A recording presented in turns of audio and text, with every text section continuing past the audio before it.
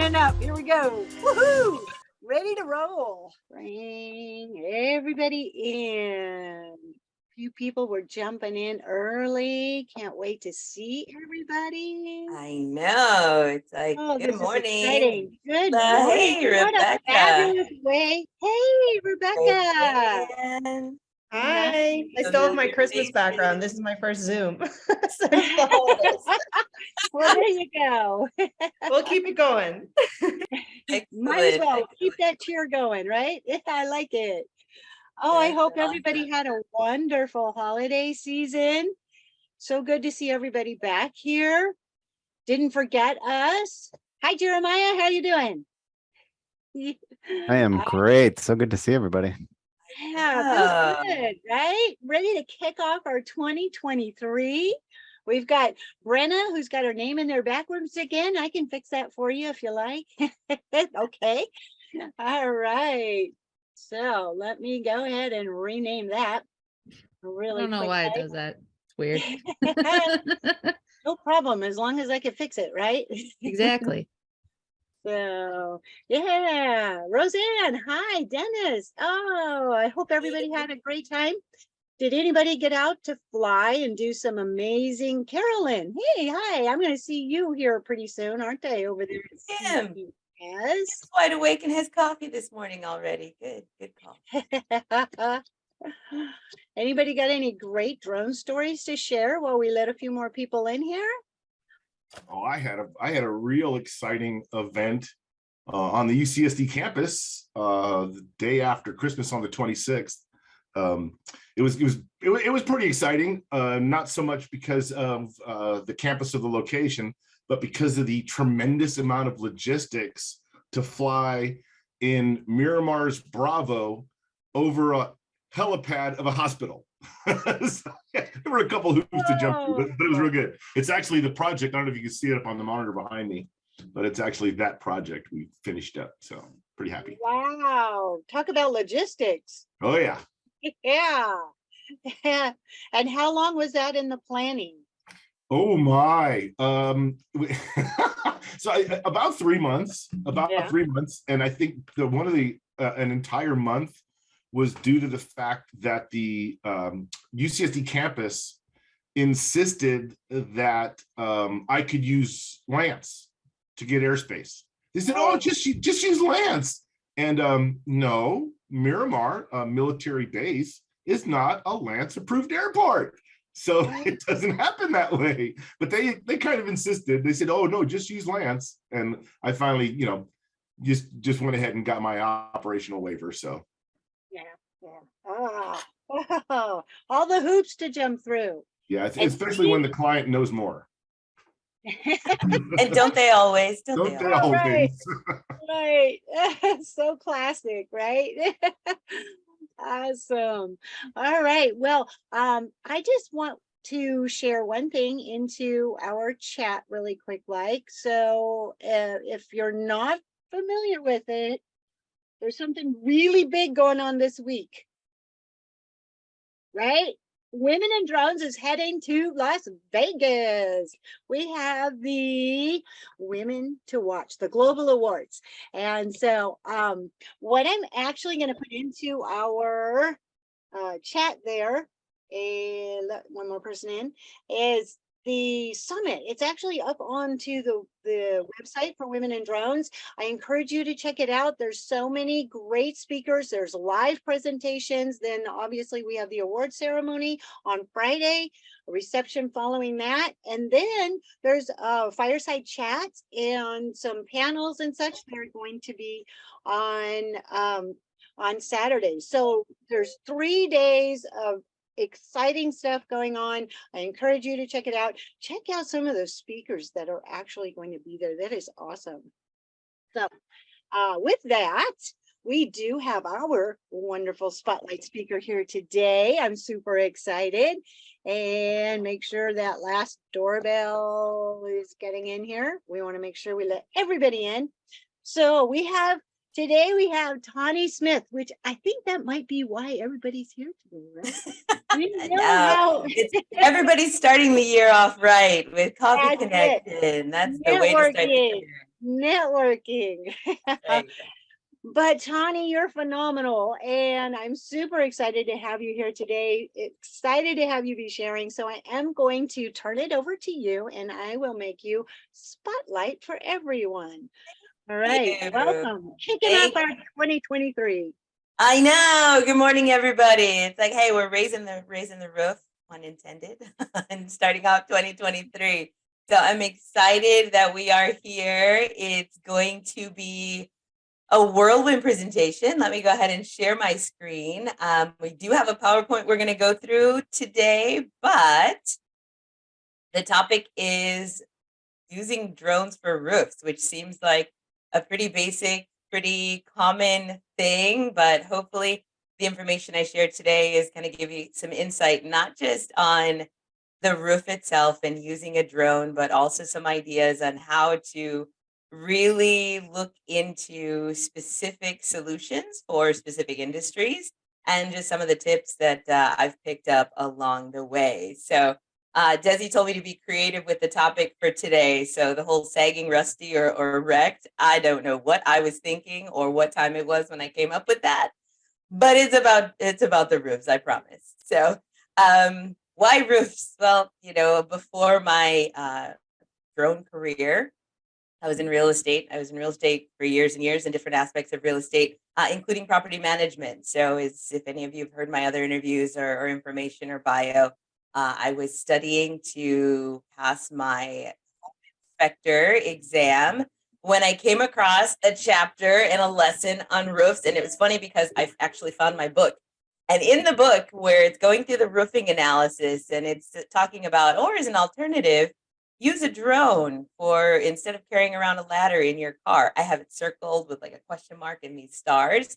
That was the start of putting those two things together, my home management and property management career with building it into a fascination with drones. So this is the stuff that we all know, right? And so this presentation, it's going to be able to help you share ideas and hopefully open the eyes of whether it be roofing inspectors or property managers or whomever it is as to what you can use a drone for, because the majority of people, especially in the real estate field, still consider drones to be something you use for property that looks pretty, right? It's going to go in Architectural Digest. You're going to take pictures that are going to be used for sale or marketing.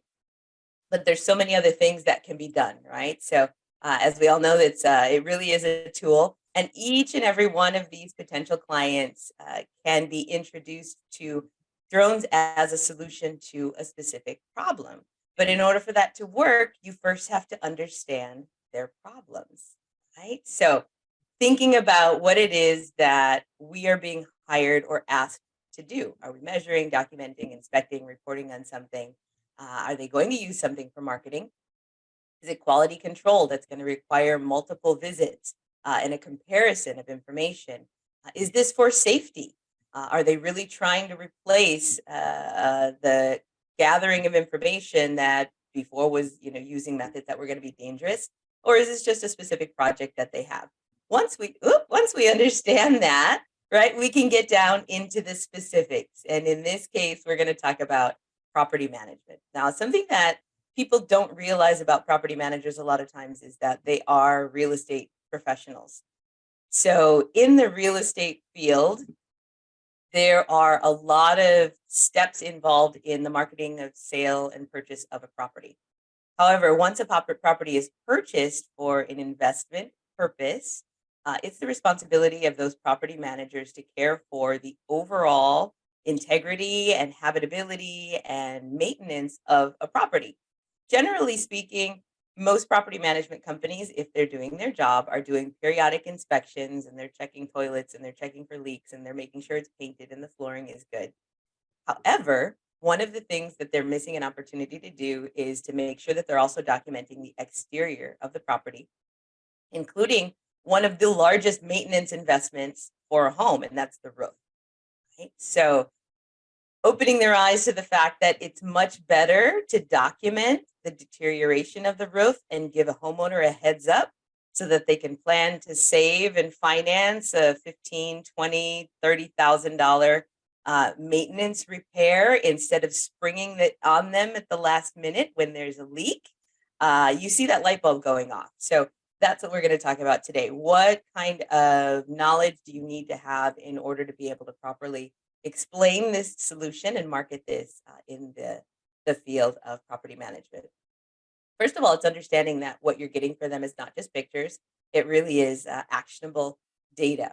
Depending on the angle, depending on your height, depending on what you're doing, there are a ton of tools out there that are available for measurement. I did not list them here because there's too many. In fact, if you are currently using a specific measurement software that you recommend for roof analysis, drop it in the chat. I know they're endless. Respect, Drone Deploy does it, Pix 4D does it, a lot of measurement tools. I've got Drone Quote, they're free tools. Some of them are free, some of them are part of a subscription.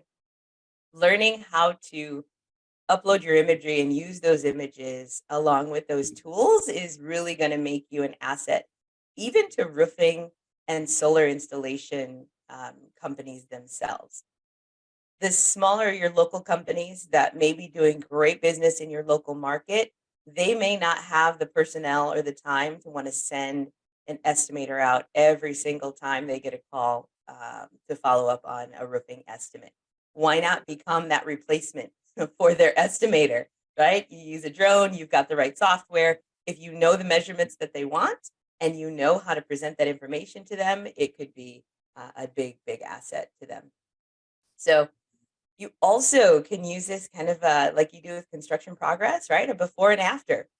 Investment property owners, they could be hundreds of miles away, they could be thousands of miles away. They don't necessarily see their property. So providing property managers and asset managers with a tool that they can give kind of the proof of delivery to their clients also has value, right? They just spent $20,000 on a new roof, or they just installed an array on a property that they probably haven't seen in years and that they may not see for a while. They're going to be paying for it a lot longer than they will actually be receiving income on it. So using the drone imagery that way is also important. So making sure that you have clear images, making sure that you understand how to adjust your angles, how to adjust your exposure, that you're getting the right positioning of the property in your scope is going to be helpful for that information to be of value.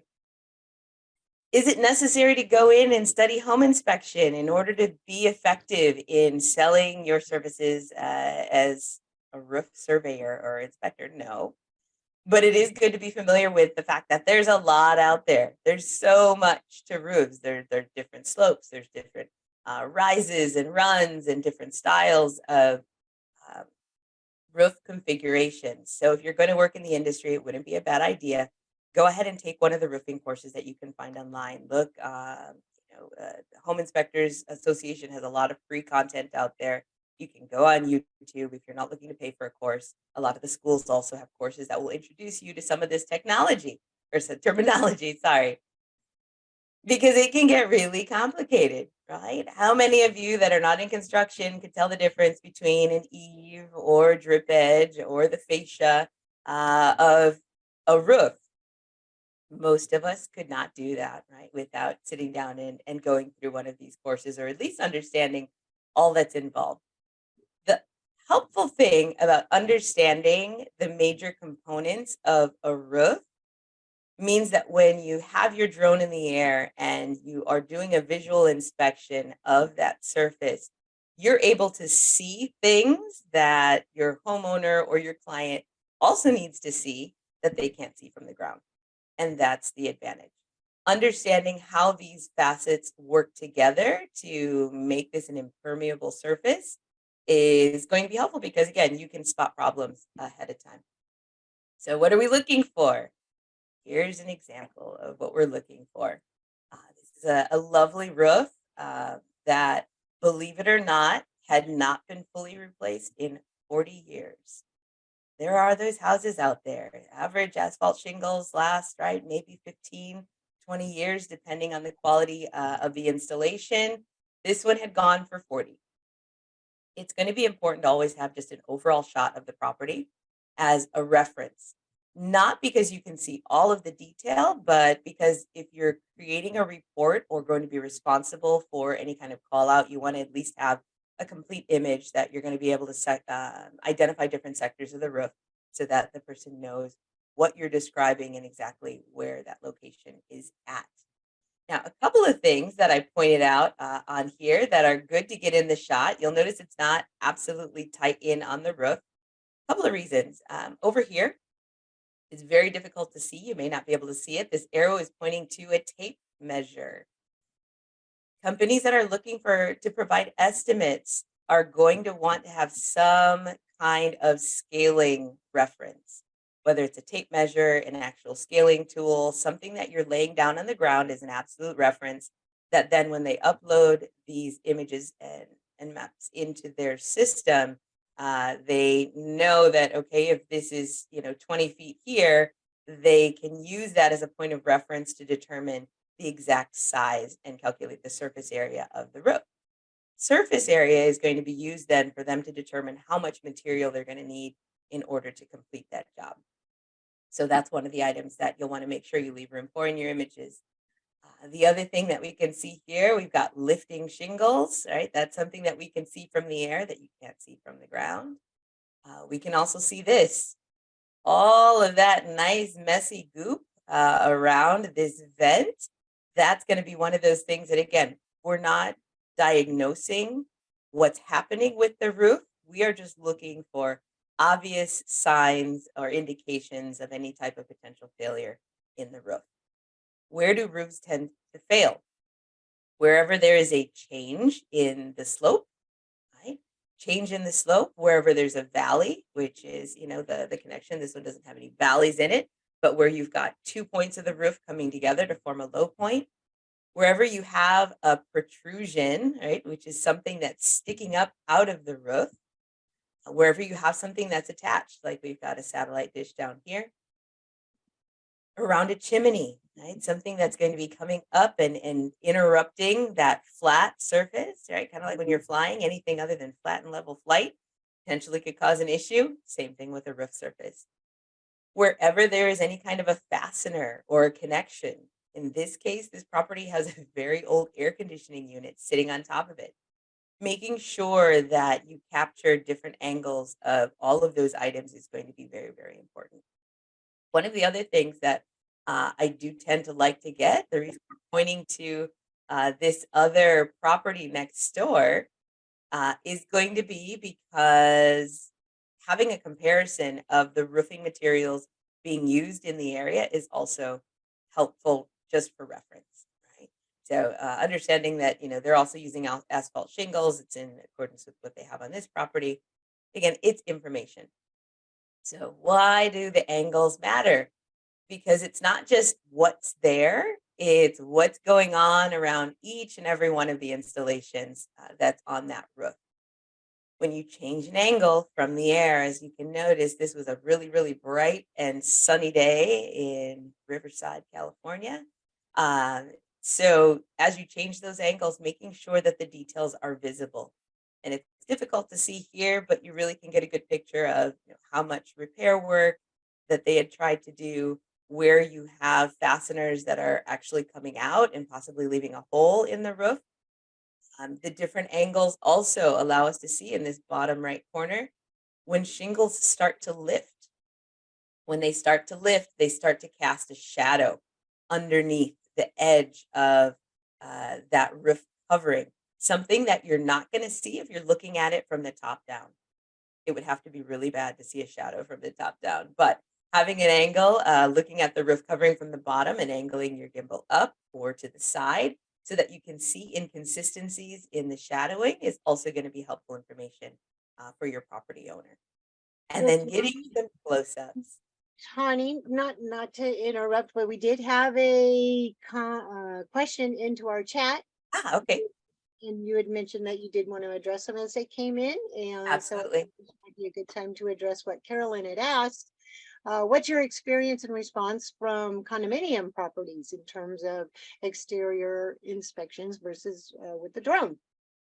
So condominiums, it's an interesting thing because it all depends on the ownership and the management.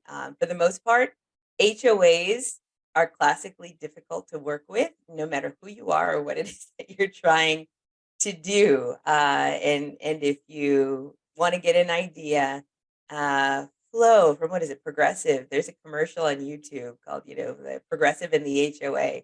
That is it seems to be an exaggeration, but it really is exactly how some HOAs operate, that they're over the top, they make everything difficult. So working with the property owner is usually going to be the best approach. The property owner has a whole lot more leverage to get permission to do what they need to do on their property. It's also going to depend on if it is an individual standalone property or if it's a multi-unit that they share a roof. If you're working in a community that they're connected condos, they're sharing walls, which means they're sharing roof coverings as well, that generally speaking is the responsibility of the HOA.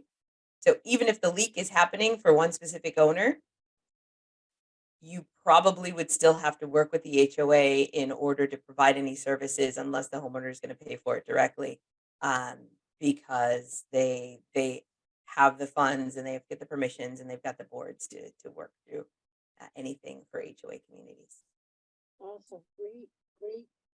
Yeah, answer good there. question. Looks like Jim had said for us, it's been difficult. Many expect thousands of dollars of data and few bucks. Isn't that so classic, right? Yep, it is. It is. And it's one of those things that you'll notice, well, if you go through my gallery, I work with property management companies, but for the most part, those that have portfolios of single family homes. It's an easier workaround because those individuals, single family or maybe duplexes or smaller properties, the management company is working directly with an owner. It's not a board that's determining maintenance that depends on the input of multiple residents, which, the more people, the more hands, the more cooks you have in the kitchen, the more difficult it is to come to a decision. The thing to understand about these communities as well is their funds are coming from a collective.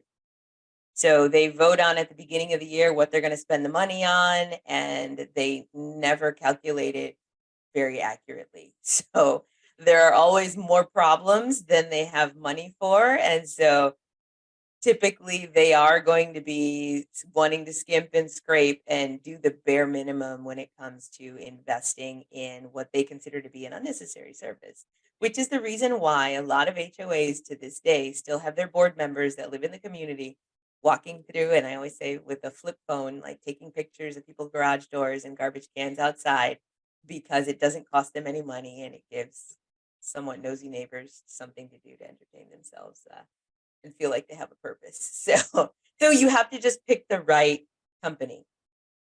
This is not a service that you're going to offer to companies that don't value the upkeep of their properties.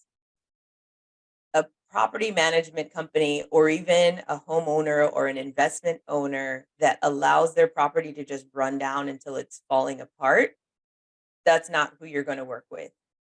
They're not looking to maintain the value of a property. They're not looking to be proactive. They're not looking for solutions for the upkeep of their assets that they're managing. They're just collecting rent. You're going to have to work with and identify the companies that do have an active interest in saying, yes, this has value. They're going to see the value in it. And it's in the way you present it to them. When you know all of the things that they're responsible for doing and you can explain to them how you can take some of that off of their hands for a reasonable price, for the most part, good companies that are managing properties are going to be invested in that. And just to give you an idea, when I went through and I did this presentation, and it'll be coming out in a course one of these days soon, whenever I can edit, the average property management company portfolio, I was speaking at a conference last year, let's say they have 200, 300 doors, which are the number of houses that they're managing. They like to retain their clients from year to year. The average duration of the contract that were in place for the companies that I surveyed was 7 to 10 years. Now think about the duration of your average roof covering. let's say someone purchased a home, they moved into that home, they had the roof changed out at some point in time when they lived there, then they move out and they turn it into a rental.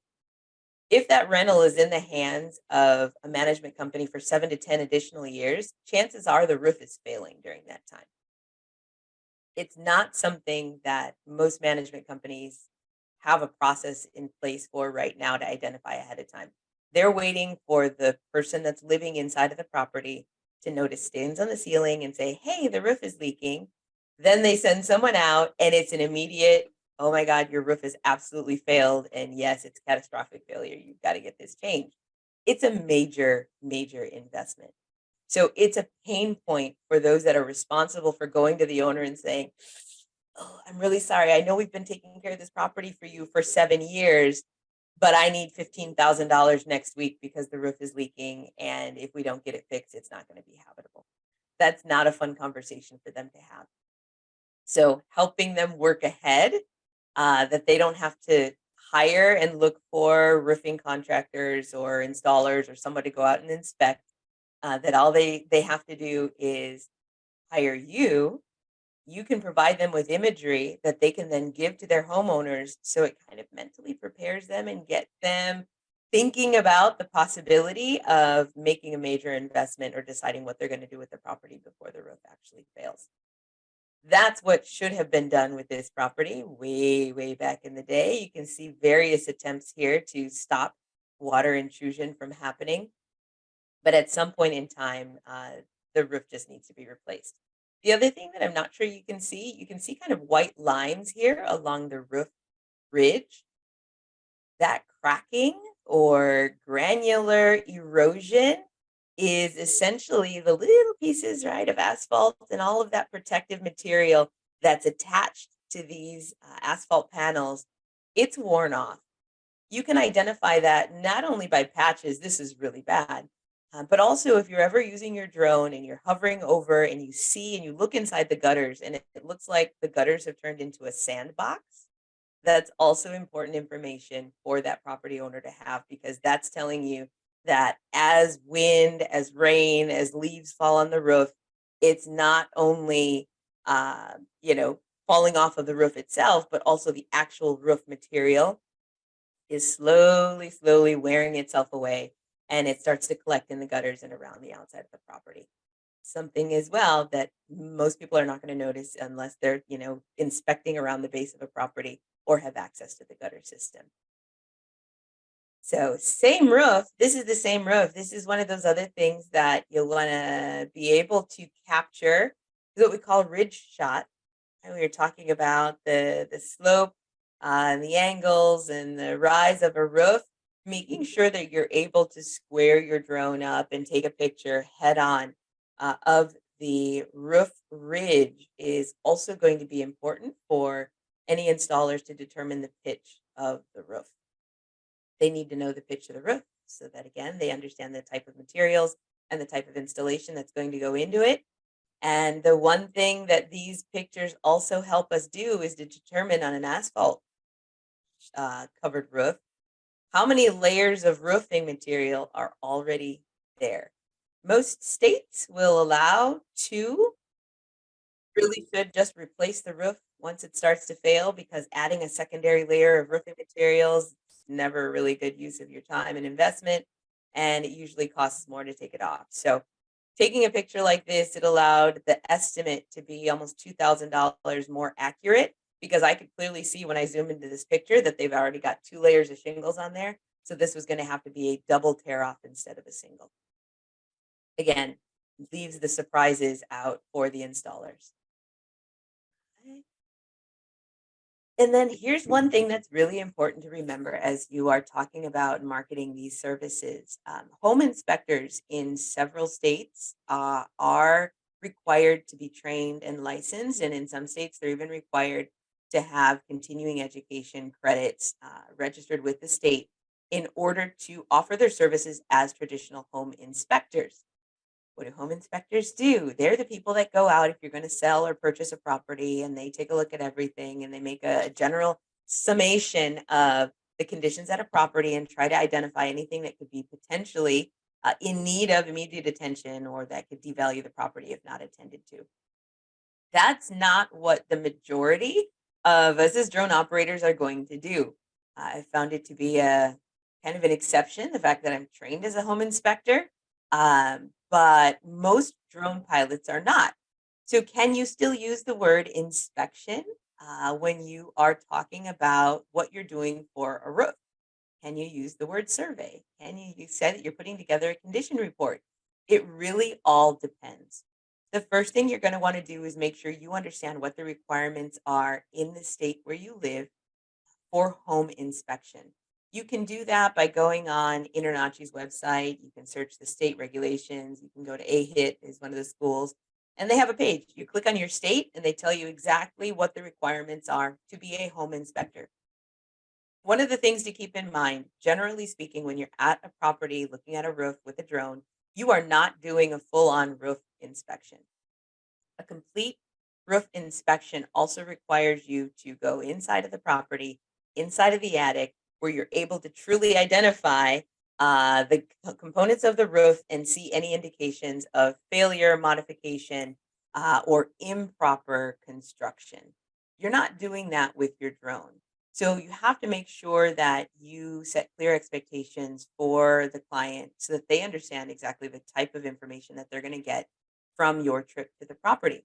If all you're doing is an exterior visual inspection, that's all you're doing. It still has a lot of value. You just have to make sure that what you're going to deliver is in line with what their expectations are. Having an SOP or a description of what they will receive is also helpful. And also making sure that you understand your liability when it comes to the difference between documenting conditions at a roof and diagnosing. If you're not trained to diagnose the issues and what you see, all you really want to be good at is seeing things with your drone and making sure that there are enough images and pictures available for you to provide that information to the person who is going to diagnose what's wrong. Don't make assumptions like, ooh, this roof is leaking, or no, yeah, it looks like it's good. There's no issues. Or yeah, no, I don't think there's any problems with those cracks in the chimney. That shouldn't be a problem. If you are making any kind of assumption or drawing conclusions in your inspection report, you could be opening yourself up to liability if your client is relying on that information to determine whether or not they're going to sell the property, if it's going to be habitable, if it's going to need replacement. Also, it could impact your insurance. So if you are doing these reports, most insurance companies want to know, are you documenting or are you diagnosing? Right? So that's going to determine the information that you're including for your clients.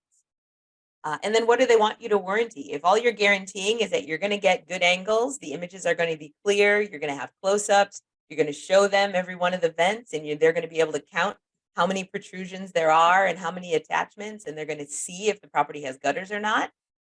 That's a much more secure approach to providing roofing information with your drone if you're not actually trained to do a full-on inspection. Now, if you're a home inspector, if you're licensed, or if you are working for a home inspector who's just tired of climbing up on a ladder, that's going to be different, right? Then the nature of that information is going to be described in that home inspection agreement. They are going to have waivers and acknowledgments and all that descriptions on their end, and they're going to be insured to make sure that they're able to diagnose and make recommendations to the homeowner.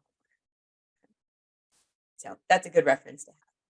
And then, right, we just kind of take a look at some of the things that we're talking about. A whole lot of stuff happens on rooftops without people seeing. Sometimes it breaks through all the way to the interior, but this roof all the way to the right was actually my friend's property. She had hired a property management. She had a company. She hadn't seen or lived in the property for 15 years. When her tenants moved out and we went to take a look at it, this is what her roof looked like. That's a bad, bad roof, and that's many, many years of just absolute neglect. All right, so we've got some other things. Even on tiled roofs, right? You can see all kinds of conditions that you can't see from the ground. Couple of things. These angles, they may not be the prettiest, but again, we're looking for shadowing, You're seeing shifting here in segments of the tiles that are on the roof. On the edges, you can see where there's cracking, or in this case, it had looked like actually they painted this roof at one point in time. You're also able to see where the water has not properly drained off of the roof and if there's going to be any damage to the wood. Again, you learn to really identify kind of issues. If you look into the gutters in this image on the left, that gray material, that's all of the granular material from these asphalt shingles that have started to accumulate inside of the gutters. We've got a roof ridge that's kind of funky. You got asphalt shingles and then a clay tile ridge. I'm not sure if that was just aesthetic or functional, but chimney caps, right? Is there a flute in place? Is there a cap? Is it clogged? Is it cracked? What's going on? This roof was completely delaminated. Like there is just about nothing left to the material here on this roof either.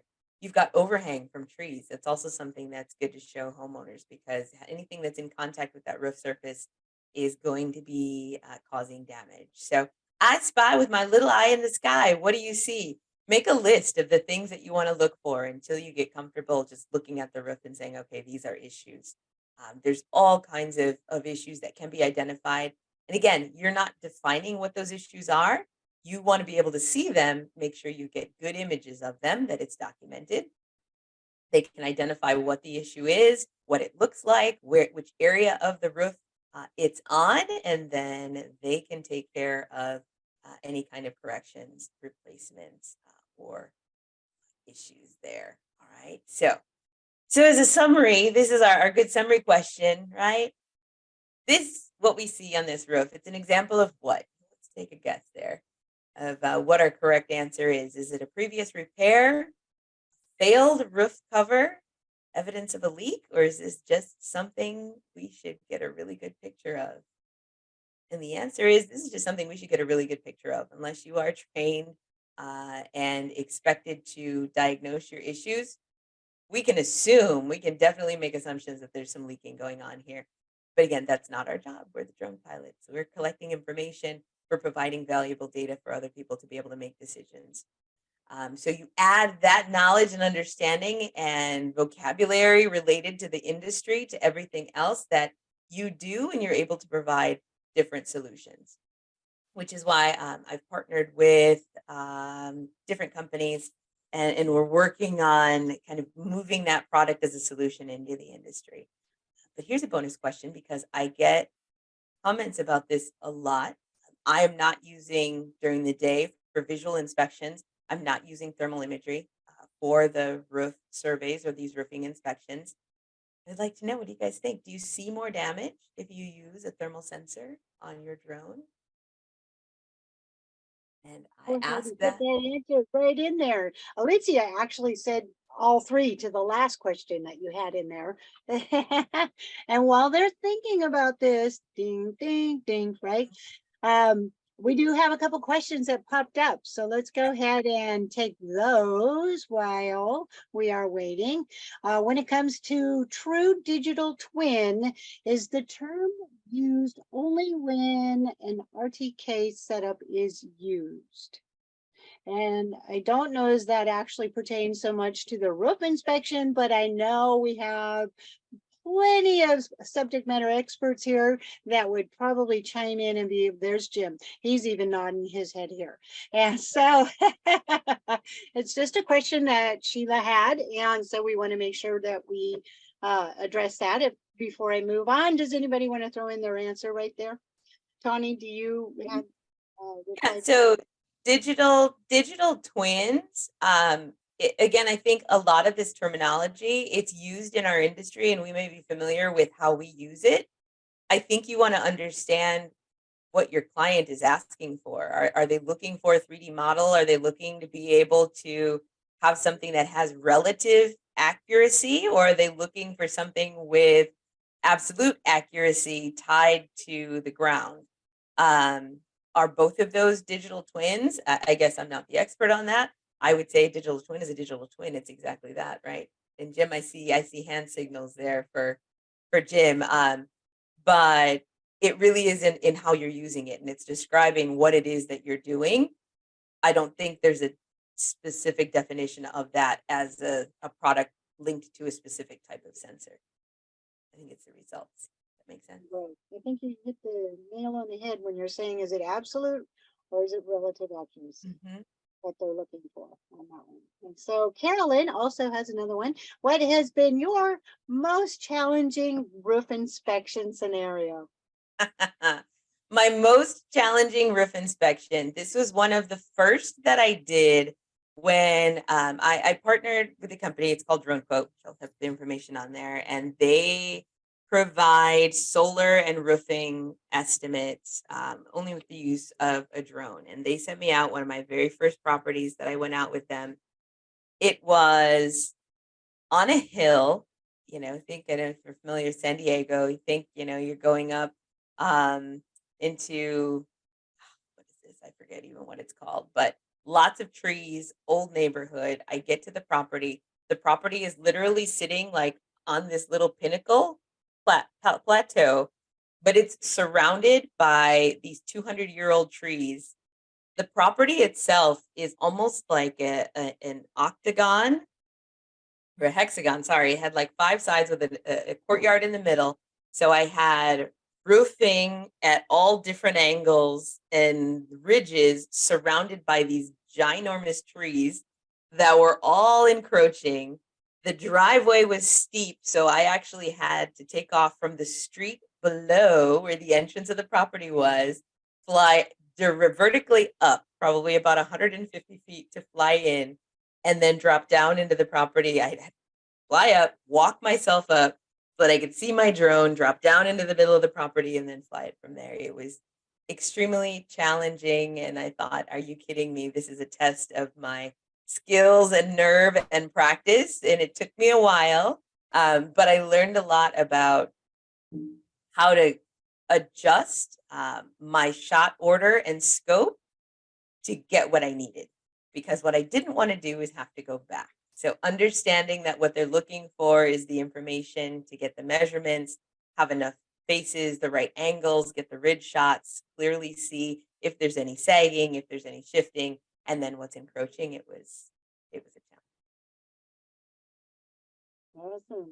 And you walked away feeling like a rock star. I did. I was like, Did I got it. I didn't crash, and they didn't send me back. So I was happy about that. Yeah. Yeah. Do the roofing vendors contact you after seeing the released photos and videos? If they have questions, for the most part, I try to have that communication with them so that I don't have to talk to them afterwards.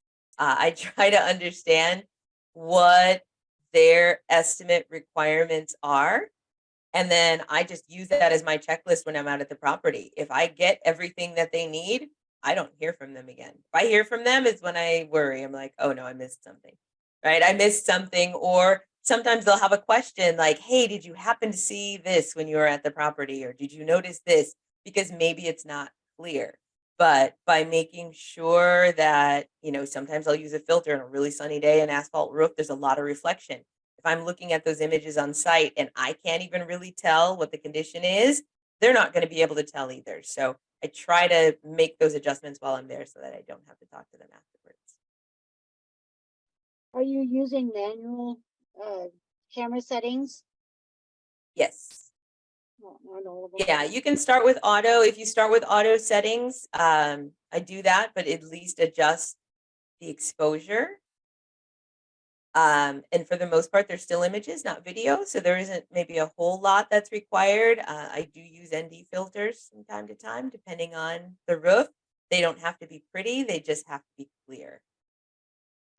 Gotcha. And it looks like Dennis answered the question of ABCD with probably we'll see where the water has come into. Roseanne made a mention of what I think you just kind of elaborated to as well. I imagine when trees and solar panels are covering part of the roof area, that would be a challenge as well. It is. It is. And people that have solar panels on their roof, you have to remember those solar panels are attached somehow. So Getting the right angle of those attachments is also important. If there's existing panels on the roof, or if you're, getting images of solar panels on a roof on a really hot sunny day, make sure you keep your drone far enough away that that reflection of the heat is not going to create an issue as you're hovering there and getting your shots lined up just right.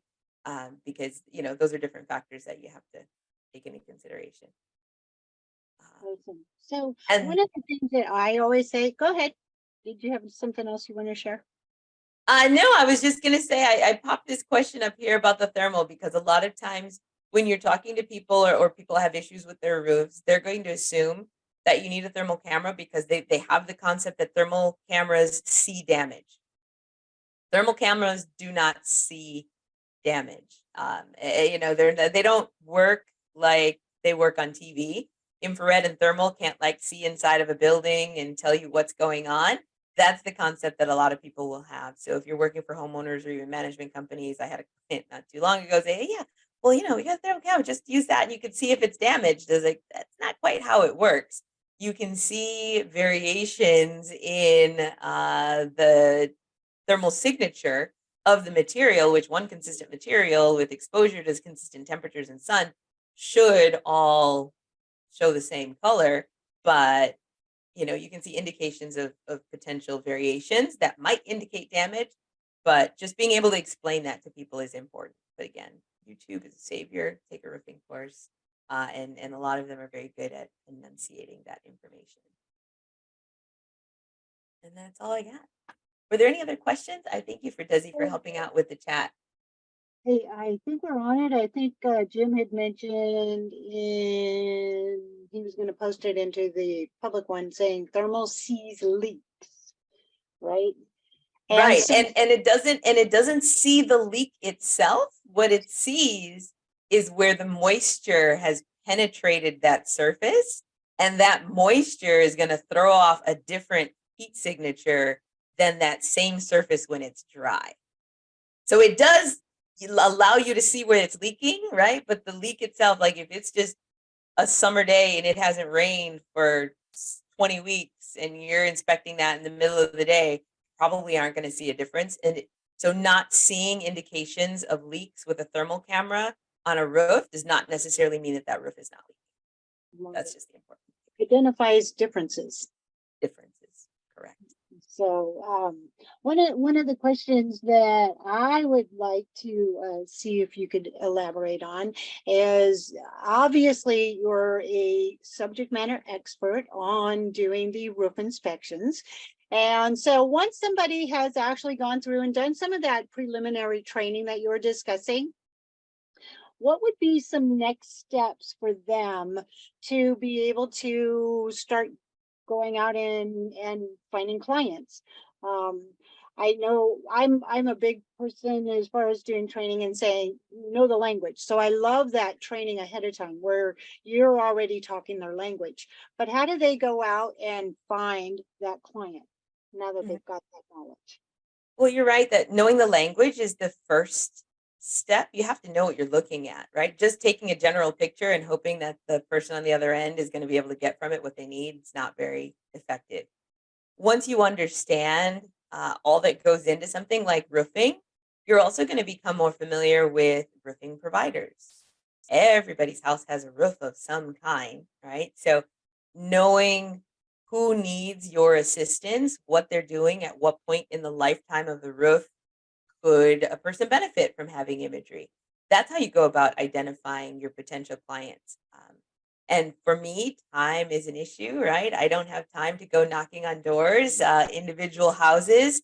So my approach has been to identify those people that are responsible for multiple roofs.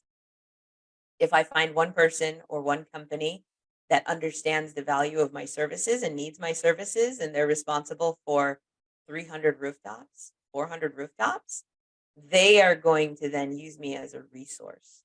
So I only have to sell what I do and explain what I do and help them understand what I do once. And then after that, it's just the maintenance of the relationship itself.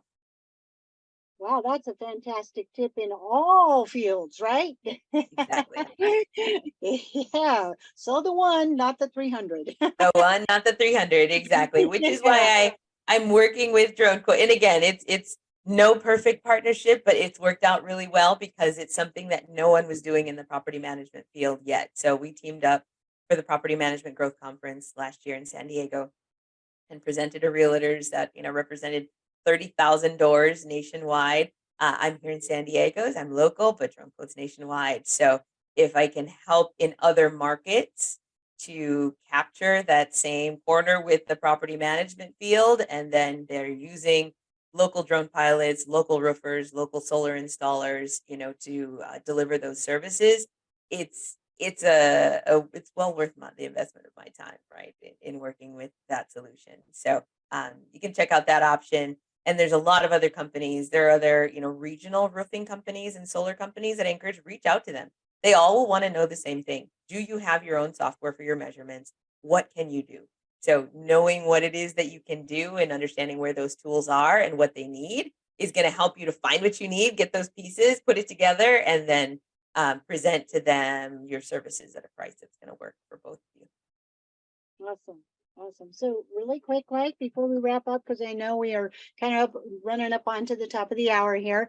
It looks like Jim said a trick we use here for roofing is to wet the roof 24 hours prior. Just a little trick that he put out there for us. Good tip. Dennis, he already threw out a job opportunity, maybe to knock on a door. Roofing forensics in Yorba Linda. They might be wanting your services. There you go. And then Awesome. Sam, hi Sam. She popped in a little bit later and has a Good question morning. for us. How long does it take to do a typical drone operation, or for someone to come up to speed?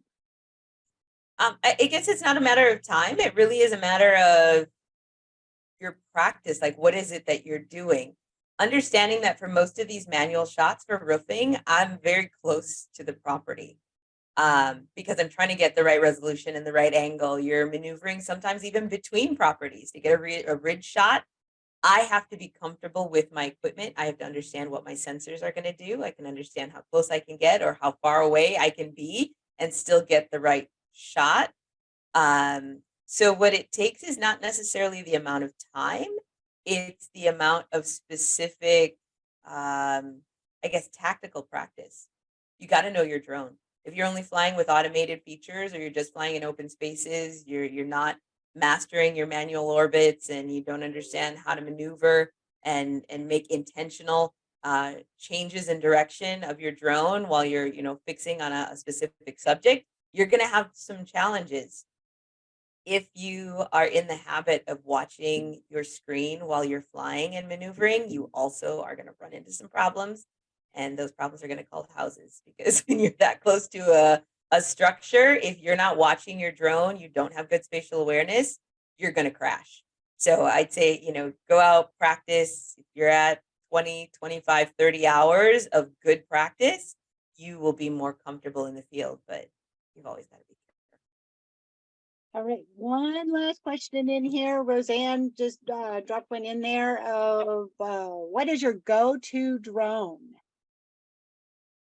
Ooh, so for if I'm creating any kind of orthos, obviously I'll use my Phantom. The Mini is nice. My Mini is nice because it's small enough that in residential areas, it's really hard for neighbors to pick out and see. And I can get in real close. The sensors are not as sensitive, so I can, be up close, even if I need to be in proximity where I need to put guards on it, it's not going to be a problem. But now I've got my nice Mavic 3 Enterprise that I'm looking forward to installing my drone deploy on and using it as my next up. Awesome. I love the Mavic 3 Enterprise. I know it's been fun. I'm telling you that increase in battery life and the Enterprise controller, they're absolute game changers. They're awesome. Yeah. But one other thing I did want to mention, because I know we're down at the bottom of the hour, this has nothing to do with roofs. But for those of you that have listened to my discussions on public safety, Flying Lion is hiring. We are looking for an LA area manager for the oversight and management of the staff at Beverly Hills, Santa Monica, and Redondo Beach. So our current manager, sad to say, he's going back to school. He's got a few other things on his plate that he's not going to be able to fulfill that role. But if any of you are interested in and feel you have the skills to be absolutely up to the elbows in DFR, first response for the police departments, let me know. Awesome, awesome. And I think you were saying that you were going to be posting that onto the Women in Drones website. So if you want more Yes, information, that is or coming. can they reach directly out to you as well? Yep, they sure can. I'm going to put my email address in the chat, Fantastic. along with the A lot of thank yous popping into our chat there. Awesome and informative. Love the information. There's Tonie's information. If you don't know how to save the chat, you're not familiar with it, if you're on your computer, click on the lower 3 dots in the right-hand corner and you'll have the option. Actually, mine's popping up in a different location right now, but you'll have the option. It'll say save the chat and you can grab that. All right. So really quick, like we are out of time. One last little bit of inspiration. What would you say to some of the people listening right now? Wow, inspiration. I'd say know your strengths and use them.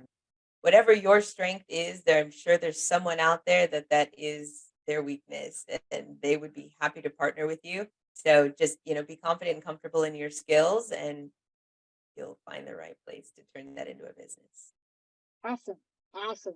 All right. With that, we can't thank you enough. It was fantastic, so informative, and you are always just so wonderful to talk with. And so thank you for joining us. It. Thank you. Thanks everybody for joining in. Send me questions if you have them. I'm sure there's a lot that we missed.